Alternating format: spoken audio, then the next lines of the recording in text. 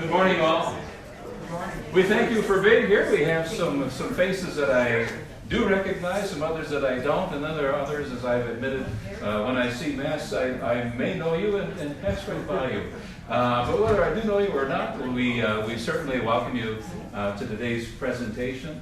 Ken Schafel, Dr. Ken Schafel is here with us, the son of our member, also Dr. Ken Schafel. They keep it easy. We can just refer to either one as Dr. Ken, and we're okay, I suppose. You were with us, I think, 3 years ago. 2. Was it 2? Yeah. It feels like 3, Ken. Yeah, it does. And did kind of a part 1 of a presentation that looks toward a melding of faith and life around medical practice in areas that have low resources and high needs. And he graciously agreed to be with us to reprise that initial presentation today. And so, without further ado, Ken. Thank you very much, Pastor Brown. Hello, everyone.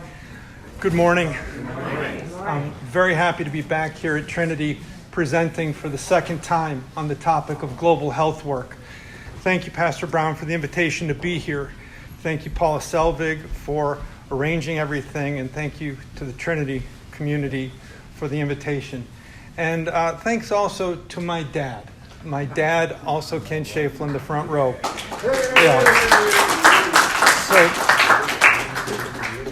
So, my dad's a promoter, and you know that if you know him. You can't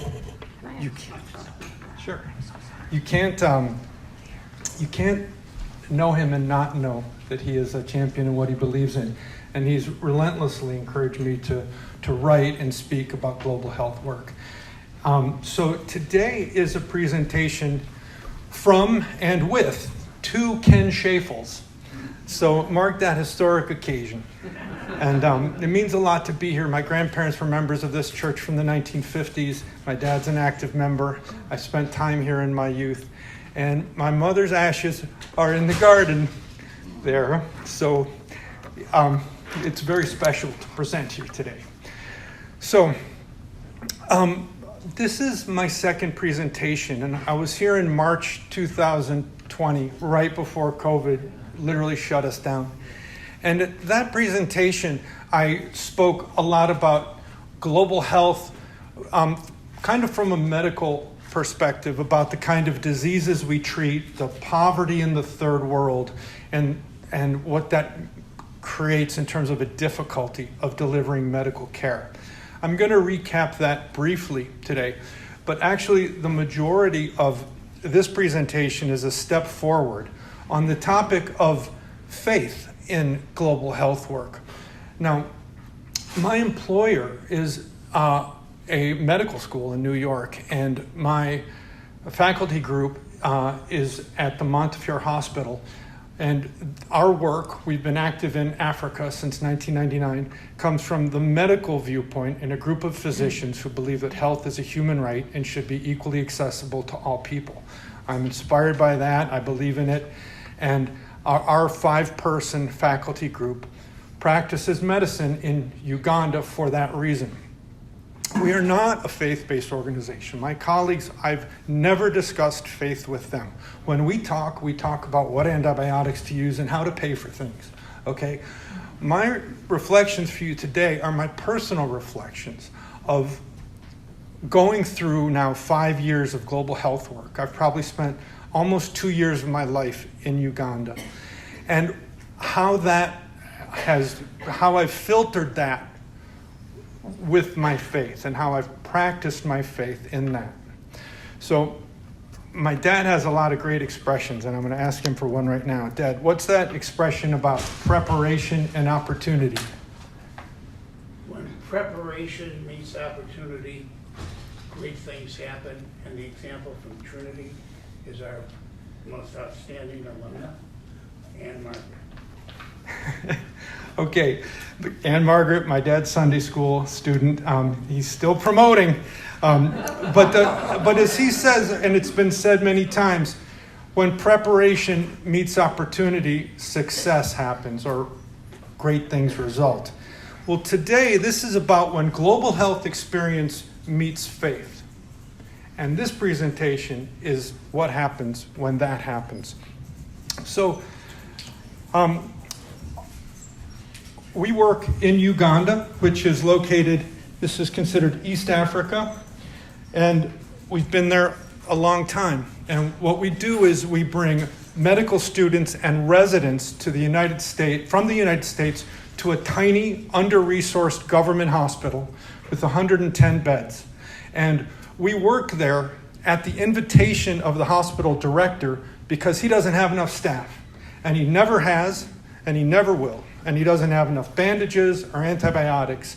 So by agreement with that hospital, we've been coming here regularly. Uganda is located, where we are is this little tiny tip of Uganda. We are 15 kilometers from the border of the Congo and about 10 to 15 kilometers from the border of Rwanda. This area of the world has seen a lot of trouble, and its aftermath is still felt in the life there, what the people have experienced and the social and economic conditions that are still present in that place. If we talk about some economic measures, by GDP, Uganda's near the bottom 10% of the world. And if we expand that consideration out to other things like health, life expectancy, educational achievement, and living standards, Uganda's in the bottom 20% of the world. These statistics are what has been achieved after 30 years of continuous improvement since 1990. So these results is where they have come to, and how Uganda has outpaced its immediate neighbors. So this is the town of Kisoro, Uganda, where we work. And as you can see, it's a beautiful area. Those are 3 inactive volcanoes. Thankfully, that's one problem we don't have. And the hospital, I'm going to try and, yes, okay. This is the hospital here. It's located on a 2-lane road. I'm going to do a close-up here. I can zoom this. That's the hospital. It would be considered a country hospital on a 2-lane road. It has capacity for 110 adult admissions, and originally by government planning, it was supposed to have 5 full-time physicians. It usually has 1 who's frequently away. So in the face of that staffing difficulty came our invitation to be there. And our group is set up with the 5 faculty members and myself that one of us is present for usually 4 to 6 weeks at a time, and we're able to cover the hospital 10 months of the year on kind of a baton pass arrangement, where when someone is finishing their 4 to 6 weeks, a new person will come in, will overlap for 24 to 48 hours. The old person rotates out, the new person does 4 to 6 weeks. And we take a break at Christmas, and we take a break between May and June to do some obligated teaching back in New York. But otherwise, we're a continuous, what's called longitudinal presence on the ground. Since 2006, we've been a full-time program. And that's a very unusual accomplishment in global health work. Most things are kind of an episodic trip, like a spring break trip or a summer trip. And most folks who go have more of an observership capacity. We work. So this is the interior of the hospital. It's a comment on the beds. When you're admitted to a hospital in the developing world, and this is true in India, Africa, South America, there is only a bed for you. There are no bed sheets. There are no meals served by the hospital. And nurses only deliver injections, tablet medication, and maybe, if you're lucky, change a bandage. And that probably happens about a third as often as it should. So nursing services are skeletal, staffing is depleted, the pharmacy is often out of essential medications, and even though technically medical care is free, someone is admitted to this hospital and they leave and they don't get a bill. Any hospital supplies that are lacking, that they require, they have to buy at their own cost.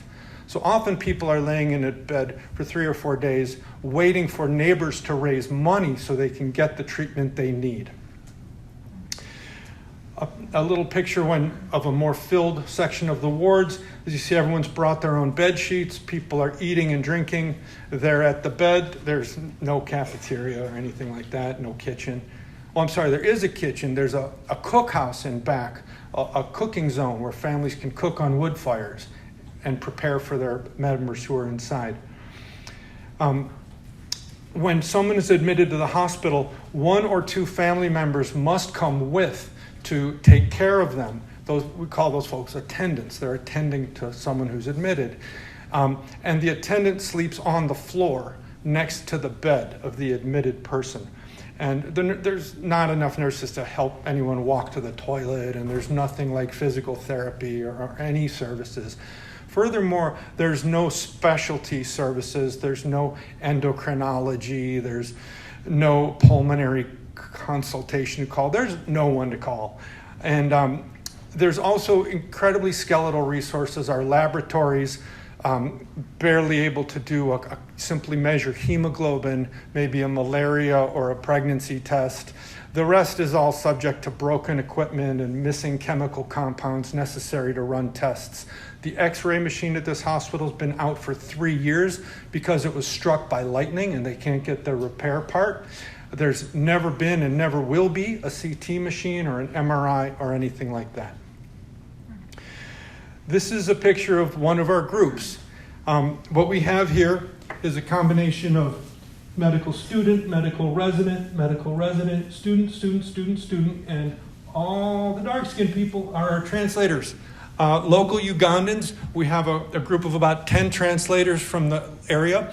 Most have actually completed college, but due to 62% youth unemployment, there's nowhere to go with that degree. And they're happy to work with us and work on their English, and these are true bonding relationships we form. We become best friends with each other, and they are also cultural translators when we need to ask difficult or sensitive questions like, could you be pregnant to someone who's not married and very young? Or could you possibly have HIV to someone who maybe hasn't been back home for a few years? And we have to negotiate those things, and our translators listen, and they sometimes send family members away, or sometimes they call family members to the bedside to help us get a straight story. So these folks you might also call as physician extenders, because they do things we can't do. They know when to ask. They know when we're about to get an invalid answer, and they kind of referee beyond our radar for us. And we work together from 8 a.m. to 7 p.m. every day. We eat lunch together, and we go through a 28-day rotation for which these participants get academic credit. We provide direct inpatient care. We place IVs. We admit people. We take their history. We create a written record, a report of their admission, their complaint, the history of their disease. We design a treatment plan, and then we try to implement it, which often means buying things that aren't available in the hospital. We do physical exam. I mentioned the lack of equipment, so we do a lot, almost medicine around 1900, old school techniques of tapping on lungs and making people make sounds and listening, and maneuvers and bending and sitting, and blood pressure cuffs when they're kneeling and standing, and variations in their pulse pressure when we put them through different postural maneuvers. This is an old playbook of medicine that's not taught anymore, but we teach it, and it's actually an amazing portal to actually how the body works. It's like really learning about the earliest mechanisms of flight or how early electricity worked. You really learn the basics this way. And my job is to supervise these participants, to make sure they practice safely, to make sure that they are understanding what they're doing, and to also supervise them, helping them adjust emotionally the huge impact of this experience and what they're seeing, much of they've never seen before. This is my boss and director, Jerry Passione, who founded this program. He's a master teacher. He's won almost every teaching award medicine has to offer, and he uses these bedside clinical exam encounters to teach. And residents, year after year, feed back that this is one of the most valuable learning experiences they have. Jerry's a relentless teacher. He will teach long after you're tired. He'll keep teaching. So that's a bit of an overview on global health and what we do there and why. And as promised, I want to now take a step more in the faith direction. So if we go back and we take this idea, this is when global health meets faith. I want to go back to this picture. Now, maybe GDP means something, depending on what you know about economics and maybe how much you've traveled. But I want to go in another direction on this in case numbers don't mean that much to you. I want to go actually into the villages. I want to show you pictures, and I want to show you how poverty is lived. And if GDP doesn't mean much to you, and I even took an economics course, and it doesn't really stir my heart, but let's use a different measure, one that I invented yesterday. This is called the Toy Quality Index. Let's evaluate the economic prosperity of an area based on the quality of the toys the children have. So let's look at that rope. It's not exactly a jump rope. How many knots are in that rope? Lots. Lots of knots. If you can't tie knots, you can't play this game. But they're having a ton of fun. Toy Quality Index number 2. These kids are dragging homemade cars on a dirt road. And they're having a blast, and they've drawn a crowd. They're having so much fun. They are so proud of these toys they've built out of discarded Pennzoil oil bottles. And they've got the coolest toys in the town. Toy Quality Index. If one is low quality toys and iPhones and PlayStations are 10, I'm afraid Uganda's punching a solid 1 on the Toy Quality Index. These kids are literally sitting in the dirt playing with rocks. And in this village, they have one chair. And when the chair gets brought out, everybody wants to sit in the chair. The game is called Sit in the Chair. It's a well-built chair, but I would still say by the Toy Quality Index, it's probably a 1, maybe a 2.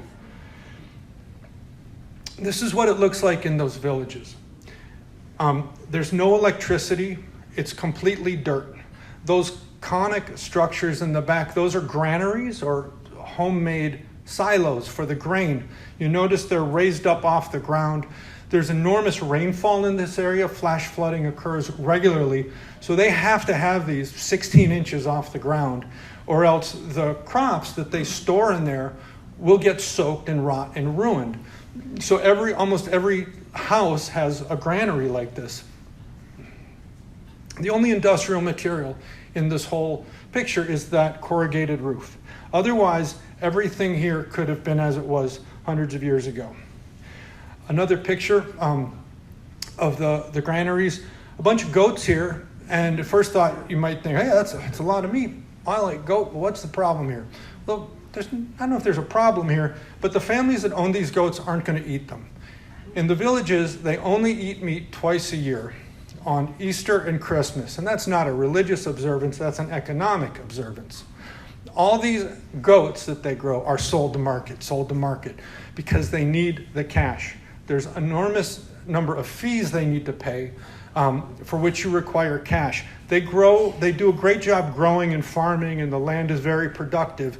They're not suffering from agricultural production, but they're screened out of the cash economy, which is rapidly growing around them. So these animals are all going to be sold. This is a woman I know very well. This is one of our village health workers named Joanne. And her grain got wet. So she's dumping her grain out on a hand-woven mat in the sun to dry for the day. And you get some heavy rain, but we're on the equator, and the sun's really strong. And this grain will be dry in an afternoon, and then she'll gather it up again. These people live very close to the earth. They live generally without technology and largely apart from the developed economy. They farm. They often farm barefoot. And the ground is so productive, they'll get 3 or sometimes even 4 crops out of the ground in a 12-month cycle. It's unbelievable. So families have relatively small plots of land, but it's enough for them. People are generally borderline hungry. This is not a classic Africa famine story. I'm not telling you that. This is not Live Aid, Ethiopia, Desert, Sudan. This is none of that. They're actually getting by. Food is not their number one problem. It can be a problem when the rains are late or when crops fail or when there's a hailstorm and the crops get wiped out. But they farm well, and digging is a point of pride. From the very young to the very old, everyone digs. It's how they live, and they say it with pride. I'm a digger. I can still dig, say the old women to me. Now, I don't want to tell you this. I don't want to take this in the direction of, these innocent people in their unspoiled natural habitat. I'm not invoking that set of stories. These people have lived through Idi Amin in the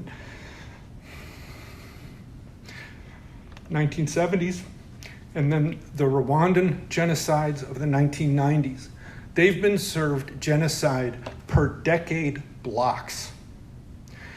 They have known abuse at the hands of governments and soldiers many, many times over.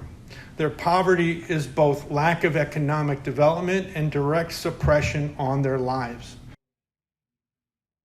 And these people, these women walking with their sticks, they've lived through all of this. So this is not a story of unspoiled nature. This is a story of people who have been spoiled more times than we can count, who are continually in a process of recovery and rebuilding. And when I walk to work each day, I walk by the people with the animals. And when I'm walking on the hills, I see the young boys, the shepherds. Shepherds typically drop out of school around the age of 8. They're done. They're going to be living with their animals. They live with their animals day and night. They smell like their animals. They do not occupy a high place in society.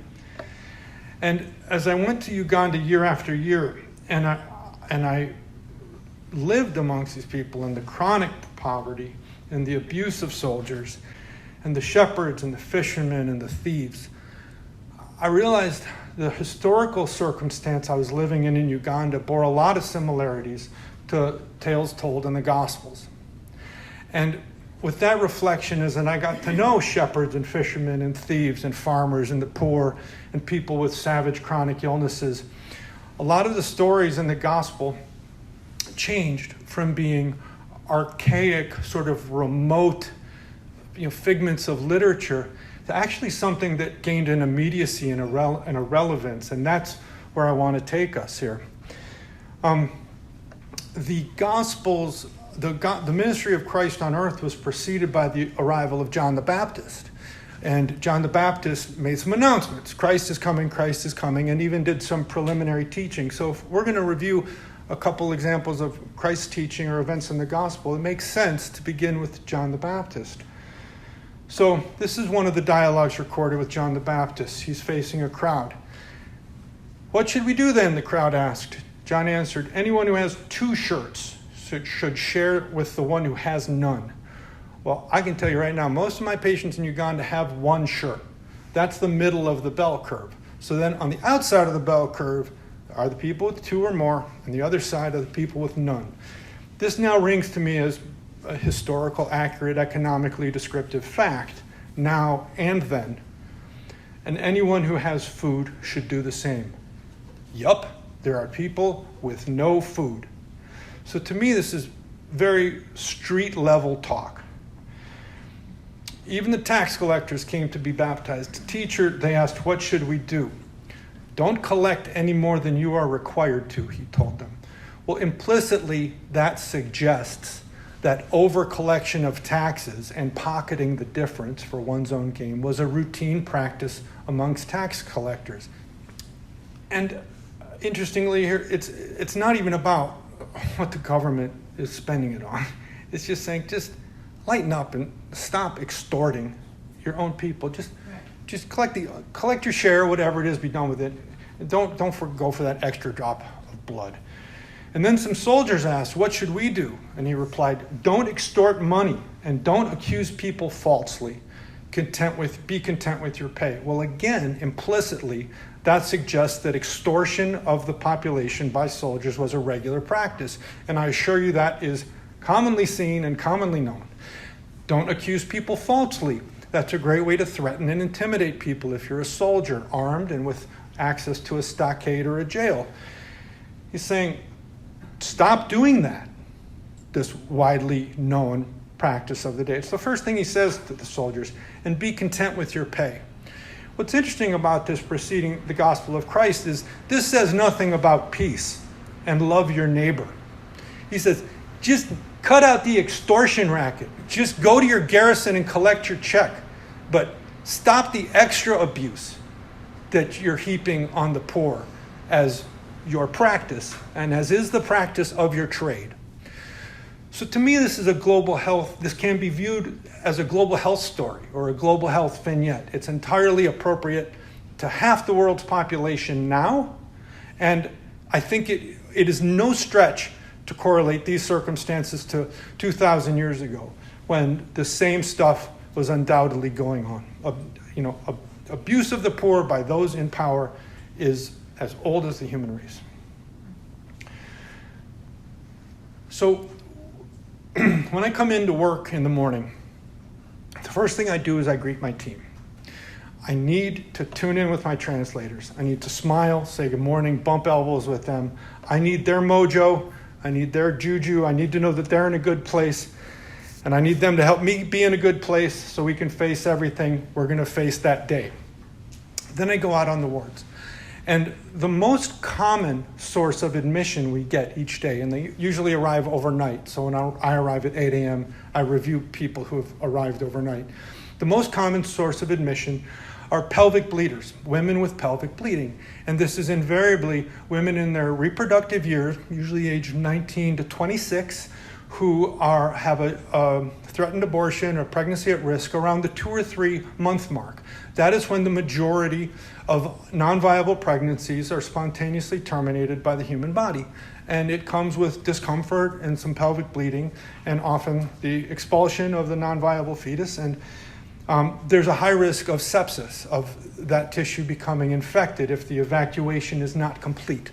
So it's a short admission. It's 3 days often. We give a drug called misoprostol, which helps expel the remaining contents, and then a little protectionary antibiotics, and they go on their way. But it's a necessary admission.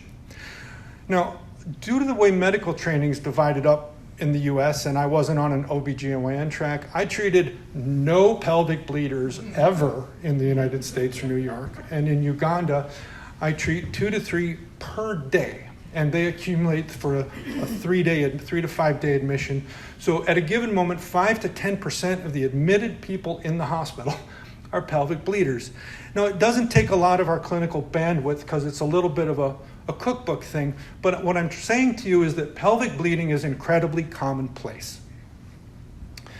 And that led me to this story. Now, there was a woman who had been suffering from hemorrhages for 12 years. And though she had spent all she had on physicians, no one could cure her. She came up behind Jesus and touched the fringe of his clothes, and immediately her hemorrhage stopped. So let's back this up and unpack this. This is most likely pelvic bleeding. Most likely. It's not hemophilia. People with hemophilia bleed into their own joint spaces, the knees, the wrists, the knuckles. You swell up. You don't have overt, visible red blood. 90% or higher, this is pelvic bleeding. And why for 12 years? Well, she probably had multiple pregnancies. At this time, mortality by the age of 5 was about 50%. People would often have upwards of 10 pregnancies, 6 to 8 deliveries. Those are the kind of numbers, a lot of birth trauma. So this is most likely following off of complication of pregnancy. And then she spent all she had on physicians, okay? We have a biblical record from 2,000 years ago of medical bankruptcy. all right? And we know how tough it is now to pay these prices. But I want to tell you about how people handle medical expenses in the developing world. So first, they spend all they've got. And then they go to their families and neighbors. And in Uganda, the people use the phrase, going to look for money. I've got a tumor. I need it surgically resected. I don't have all the expenses together. I'm going to look for money. And people might go for a month back into their village, back contacting relatives to try and raise money, okay? And there's some give and take in the community because, emergencies happen and everyone knows that. It might be them. But I can tell you after 12 years of spending all of her money, she has definitely been going to her relatives and definitely been going to the community to get money to try and stay alive. So she is probably at this point a persona non grata in her community because they know she still needs money. People in the developing world are very savvy. They look, they watch, they know who's doing well, they know who's not. They probably know her problem is not solved. So it's like across the other side of the road thing because she's going to ask me for money. Not to mention people talk about each other's problems as they do the worldwide. So they're talking about her as a sick woman. So she's bankrupt, she's poor, and people probably don't want to talk to her. They don't want to answer that knock on the door. Now let's talk about anemia. So she's definitely anemic after this many years. This is iron deficiency anemia. This is one-way blood loss, okay? You can recycle your iron from certain bleeds in the stomach and things like that, but pelvic bleeding is a one-way blood loss. And because of the diet people eat, which is zero meat, she cannot afford the amount of liver she would need to eat to replace this iron. She is anemic. When you are truly anemic in the really bad numbers, and I've seen people in Uganda with a hemoglobin of less than 2, you're pale, but you have no energy. You are weak, you are tired, and you are winded from small tasks.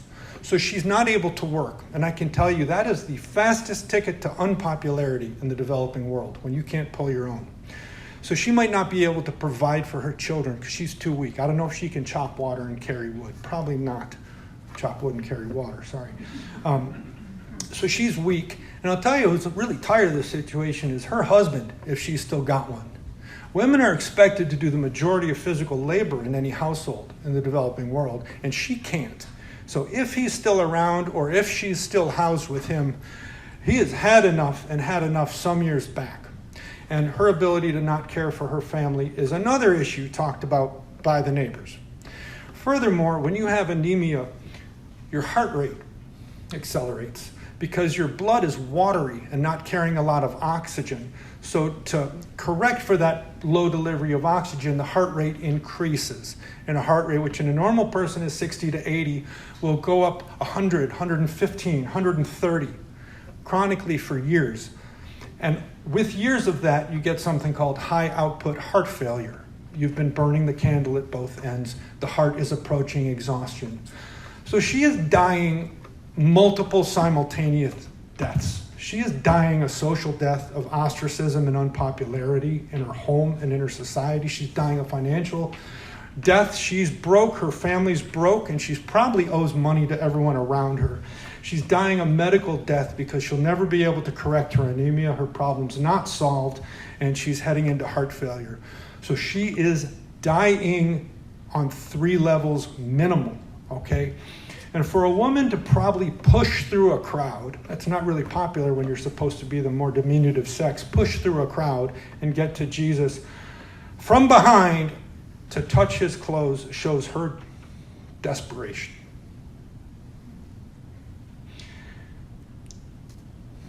And immediately her hemorrhage stopped.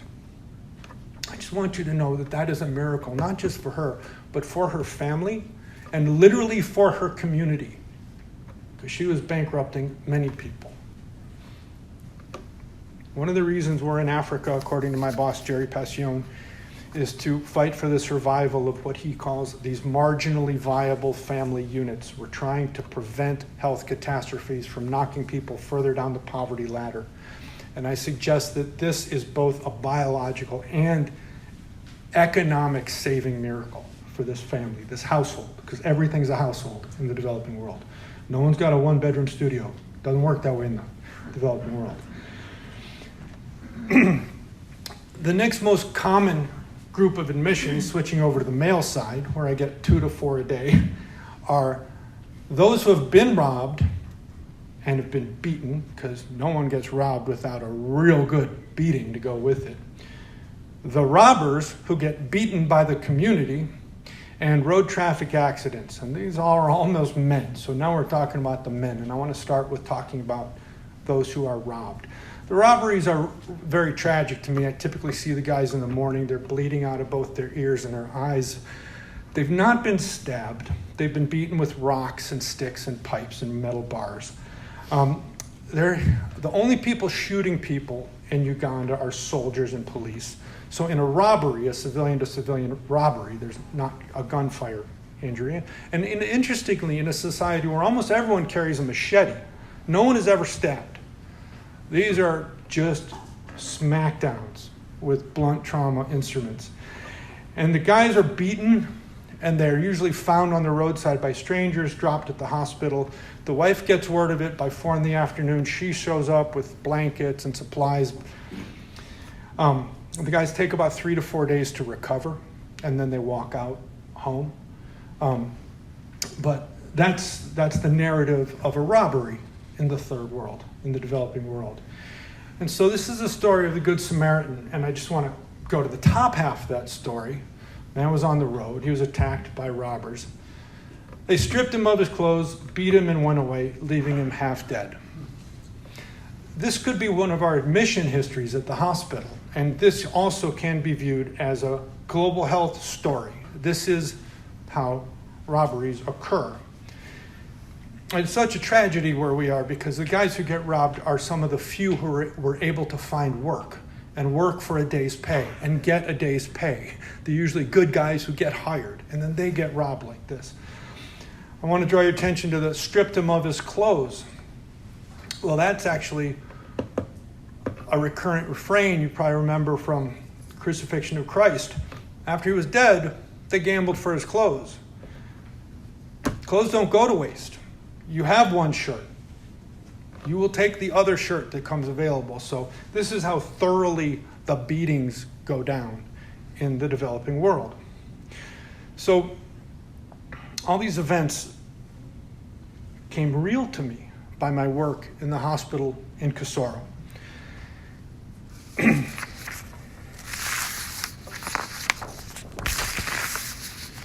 So one of the things these trips do to me, and I go for 4 to 6 weeks at a time, is they give me the chance to be totally overwhelmed for 4 to 6 weeks at a time.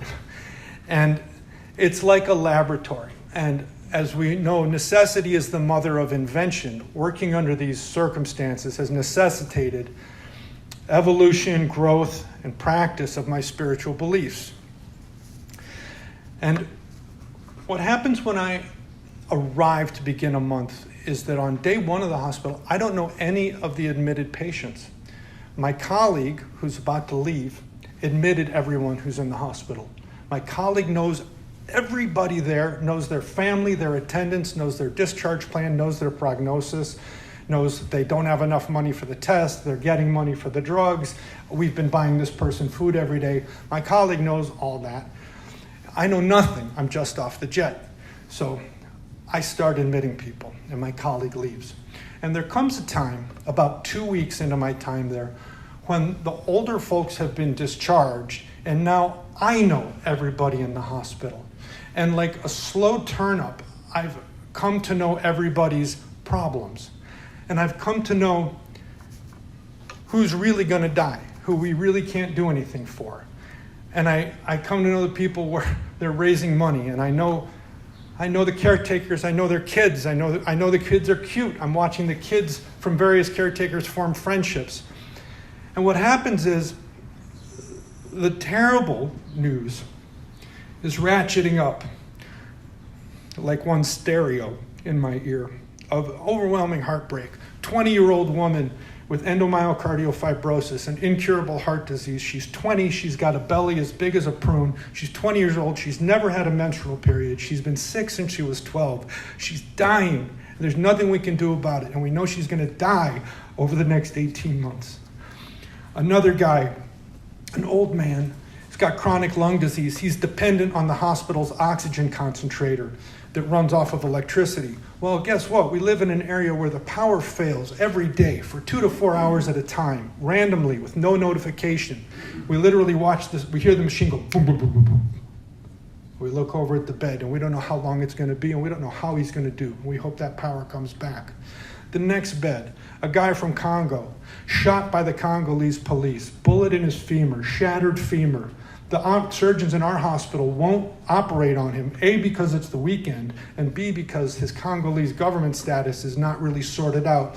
So he's got a bloody, shredded buttock, and he can't stand because his femur's shattered, and he's bleeding, and he's pooping in the bed where he's bleeding, and the Ugandan undercover police come in and handcuff him to the bed because they hear from their Congolese colleagues that he's done something, and this guy is on a terrible path. And meanwhile, little babies are playing joyfully right there on the floor. And in the very next bed, some group has given a warm meal to someone who arrived with no attendant and no blanket. And there's an economy of sharing that's going on. There are people doing their laundry on the front lawn of the hospital, people singing songs, babies getting washed. There's love and there's beauty. There's spectacular sunsets. There's birds chirping in the branches outside. And as much as the difficult stuff is cranked up to 11, there's also an undeniable beauty that's constantly occurring. And what comes to the point 2 weeks in, 3 weeks in, when I've really become aware of all that's going on, is that I can no longer swing into the tragedies and immerse myself in them fully, as maybe I could when I had less on my plate, and nor can I completely extend myself into the joys and the beauty because I'm so aware of the tragedies. So I stop swinging. What happens is my needle gets pinned right in the middle. And right in the middle, I realize there is an infinite ongoing supply of tragedy and an infinite ongoing supply of beauty, and I cannot straddle these two worlds. They are both just happening. And I give all I can to the tragedies, and I try and recognize all I can in the beauties. Now, this puts a lot, and this is how I sort it out in my brain, okay? For individual situations regarding my own fear, my own concern, my own worries, I take heart in the last part of this passage from John. Let not your heart be troubled, neither let it be afraid. I take comfort in the promise from God that we are not meant to go so far as to be into fear. That we do our best, but that God has also provided advantages and assets to all situations. The plan is bigger than we know. So God encourages us to take comfort from him. And I take that comfort because I need to take that comfort. There are a few other prayers, great prayers I use for my own individual fears and concerns. The Lord's Prayer is one. There's St. Francis's prayer. There's a great prayer from Alcoholics Anonymous, the Serenity Prayer. These are great Swiss Army knife prayers for dealing with your own brain and keeping it aligned. Then we also deal with other people. And in dealing with others, it's this commandment we've heard a million times. Love your neighbor as yourself. And sometimes I'm really mad at Ugandan doctors I can't reach or Ugandan police who are, up to something. Or patients who refuse to take their medicine, things like that. And how do you sort that out? Well, I go back to this. I remember that nothing should provoke me to judgment. Or another way to put that is nothing should provoke me to the revocation of love. I hold this as the direction for how I am to relate to other people. Like it or not, understand it or not, this makes me not do things probably more often than do things. But this is how I find that compass direction. This is how we're supposed to relate to other people, whether or not the circumstances are unfolding in a nice way or not. So this is how this is how my work brain works, okay? So I want to go back to this place. And I want to go back to a different part of this place. We're looking at the mountains now. We're going to zoom in again. And you see on this mountain, there's a certain line, I hope you can see it, where it's all forest above a certain line. And below that, there's patchwork farmland. Well, this line was determined in the 1990s by an altitude. And it's an altitude by which they created a protected gorilla habitat for the East African mountain gorilla, a threatened endangered species, incredible animals. And through a huge act of government, they created a vast habitat, protected habitat for them. And that's great and that's beautiful. It's created great tourism jobs. But there's one downside. There were people living up there. There were a forest people called the Batwa, what we would generally call African pygmies. And they're small in stature. They lived entirely from the jungle. They wanted nothing to do with the town below. But when these zones were established, they were evicted out of the jungle that was their home. And much like the reservation system in the United States, they were put on a reservation in the lowlands next to the town of Kisoro. And there they live with high unemployment, lots of drinking, and the associated troubles. And I want to tell you about an admission that came from this situation. I mentioned some road traffic accidents. Road traffic accidents are always hit and run in Uganda. Nobody stops. Might makes right. If you were on the side of the road and you got hit by something, it was your fault in the sight of the driver who's not stopping for you. And neighbors scoop the person up and bring him to the hospital. We got an admission who was a man from the Batwa. They don't usually even like to use our healthcare center. But this man was admitted with a broken femur. Broken femur is a very serious injury because this is the upper bone of the thigh. When the femur is snapped, truly snapped in half, the enormous muscles of the thigh contract. That's what muscles do, they contract. And it pulls the 2 points of the bone on top of each other. And they no longer meet, they're askance on top of each other. And the leg becomes up to 2 inches shorter, okay? And this is a terrible healing. It's possible healing, but this would be crippled for life healing. So this guy had a broken femur. So how do you correct this problem? Well, you have to put the person in traction. That means 6 weeks on their back with the weight tied to their leg, pulling the leg straight so the bone can set like that. 6 weeks on your back, no mobility. And by 48 hours of this gentleman's admission on his back, he couldn't handle it anymore. He was from a people that was used to living outside. And his only request was, bring me out to the sun. And we couldn't, because we couldn't get the bed and the traction and everything out into the sun. And as the days wore on, we'd come in the morning and he'd have taken his traction rope off. And his traction rope was affixed to a metal pin that was put through his lower leg. And we'd come in another morning and he had started easing the pin out of his leg. And then we pushed the pin back, and then the day after that, there starts coming pus out of where the pinhole is. And so he's getting a bone infection called osteomyelitis in his lower leg, and that can kill him.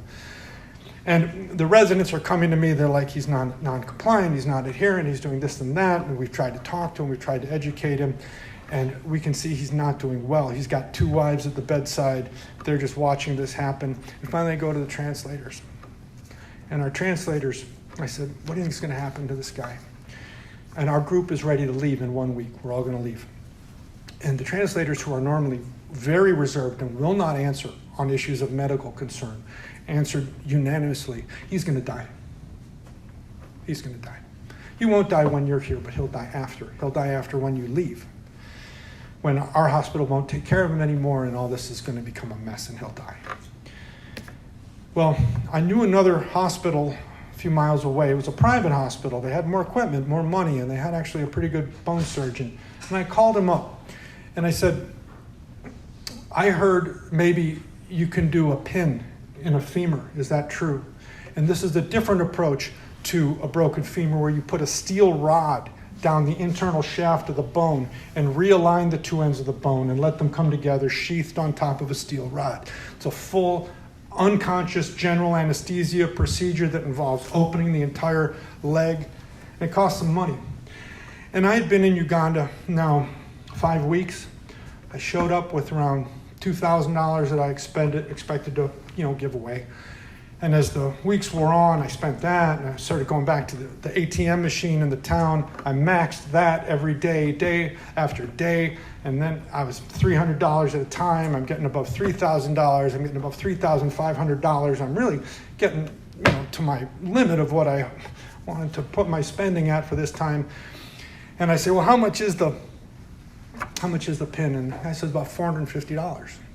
Well, that's a great price by American standards, so, raise the roof on that. But you don't want to go here to get that version of it. But I'm like, oh.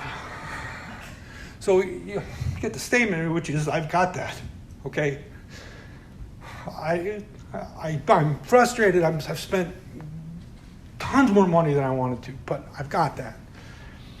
So I go to the bedside, and I look into situations as bad as I think the guy's not doing well. And I look at him in the bed, and love your neighbor as yourself.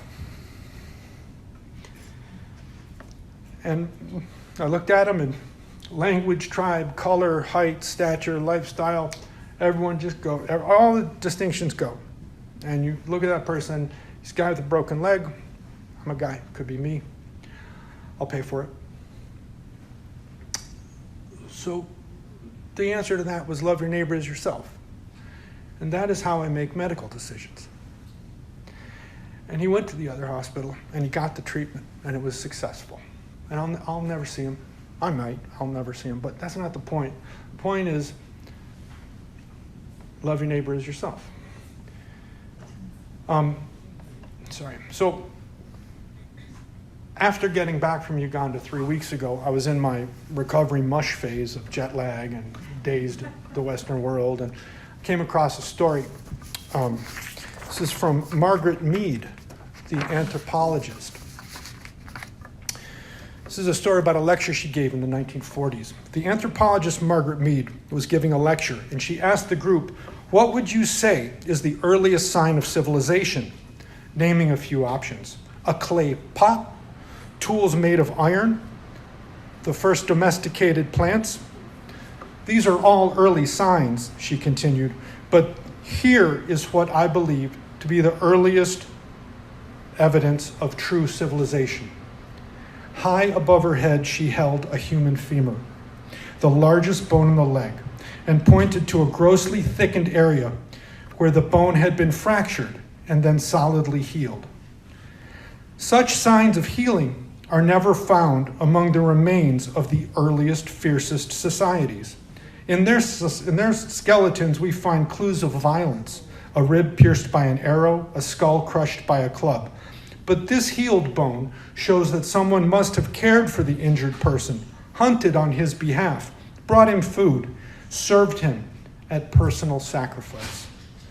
So from the anthropological view, compassion defines civilization.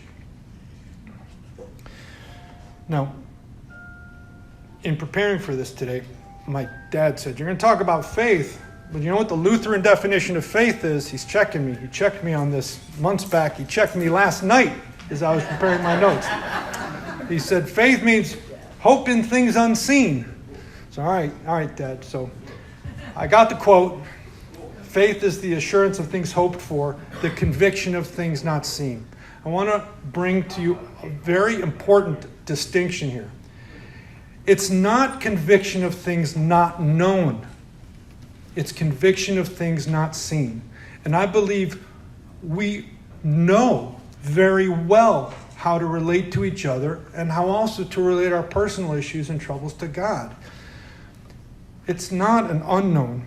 We can know with faith full well why we are doing and with what intended outcome. So I feel when I'm working in faith that the information is good, the direction is clear, and I actually feel on pretty solid ground with that decision making, and that continues to be my evolving practice of medicine in Uganda. Thank you very much.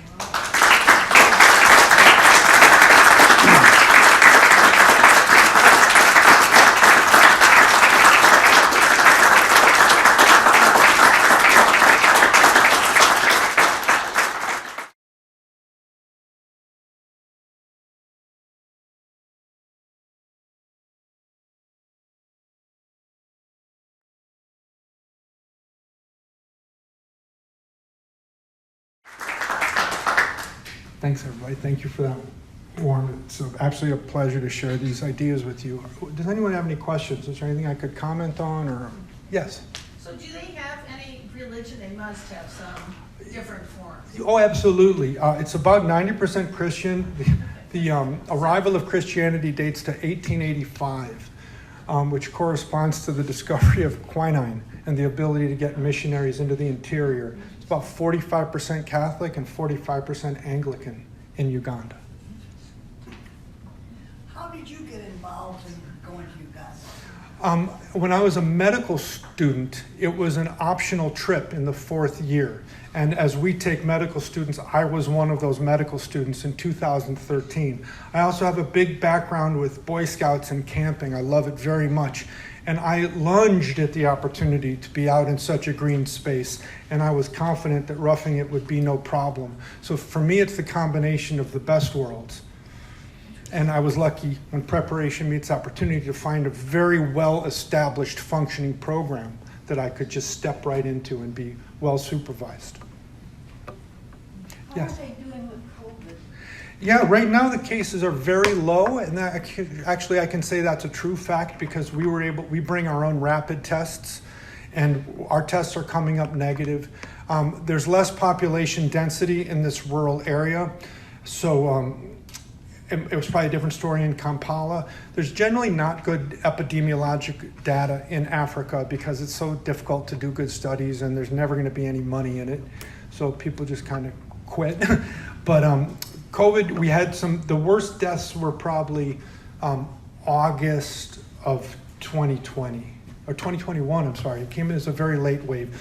We bought 5 oxygen concentrators for the hospital at that time to support as we could. We brought the steroids from the US. We brought the best known treatment, and I think we saved some people through severe COVID. Are they getting vaccinated? That's the government kind of struggling. A lot of people got shot 1 in December of 2021, and the whole campaign to get shot 2 out has not materialized. And there's a lot of misinformation about COVID there, as here. All right. Yes? Is this the first time you're doing this talk? Because it's really a beautiful, beautiful presentation. Thank you. Yes, this is the first time I've given the faith component of this talk. I've spoken about the generalities of global health before. You mentioned how the Ugandan government is not very supportive. What's the interaction between you and the government? Well, they just don't devote a lot of resources to health. So we're downstream many tiers of power, and we're at the bankrupt end of the road. So what our practice is that we comply with all of their rules and protocols for treating HIV and TB, for which there are some well-established protocols derived from the WHO and international organizations. So we follow their playbook.